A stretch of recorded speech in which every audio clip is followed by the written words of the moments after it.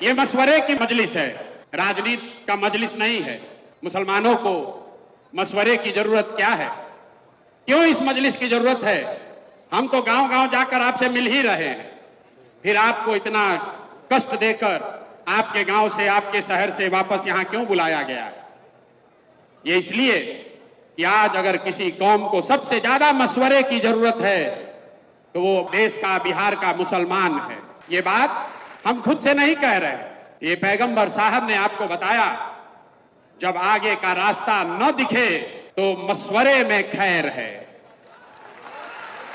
मशवरे में खैर है। इसलिए आज आपको ये तकलीफ दी है, आपको यहां पर दावत दिया है, आपको बुलाया है।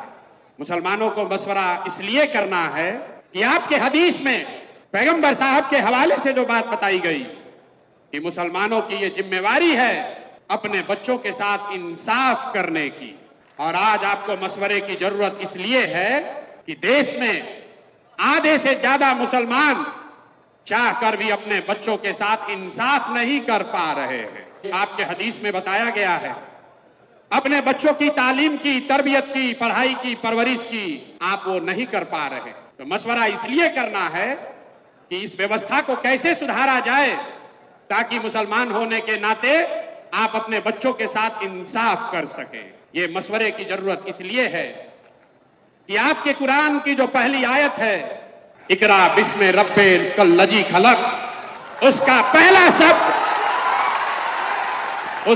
पहला शब्द इकरा, जिसका मतलब है पढ़ो, जिसका मतलब है पढ़ो। और आज आप वो कौम बन गए हैं जो देश का सबसे अनपढ़ कौम है। इसलिए आपको मशवरे की जरूरत है, आपको मशवरे की इस मजलिस में आने की इसलिए जरूरत है। आपके पुरखों ने अपने खून पसीने से इस देश की आजादी में, इस देश को बनाने में कुर्बानी दी। उसी देश के पार्लियामेंट में, उसी देश के पार्लियामेंट से ऐसे कानून बनाए जा रहे हैं जिससे मुसलमानों का एक बड़ा वर्ग अपने आप को असहज महसूस कर रहा है। उसी पार्लियामेंट से सीए एनआरसी का कानून बन गया, उसी पार्लियामेंट से वक्फ बोर्ड की नई कहानी लिखने की कोशिश की जा रही है।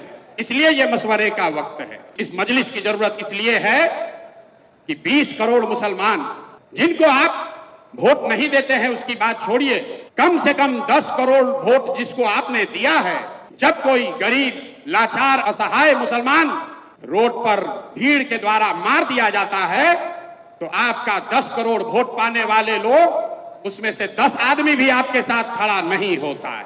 इसलिए मशवरे की जरूरत है, इसलिए ये आज मजलिस बुलाई गई है, इसलिए ये मजलिस बुलाई गई है कि मिलकर मशवरा करके कोई ऐसा रास्ता निकालें कि इन बातों पर अमल किया जा सके। मैं प्रशांत किशोर आपका नेता नहीं हूं, मैं आपका रहनुमा न हूं, न होने का दावा करता हूं। जन सुराज कोई दल नहीं है, जन सुराज वो व्यवस्था है, वो सोच है कि इन सारे मशवरे के बाद जो चीज तय की जाए उसको ईमानदारी से जमीन पर अमल किया जा सके। इसलिए आज आपको बुलाया है।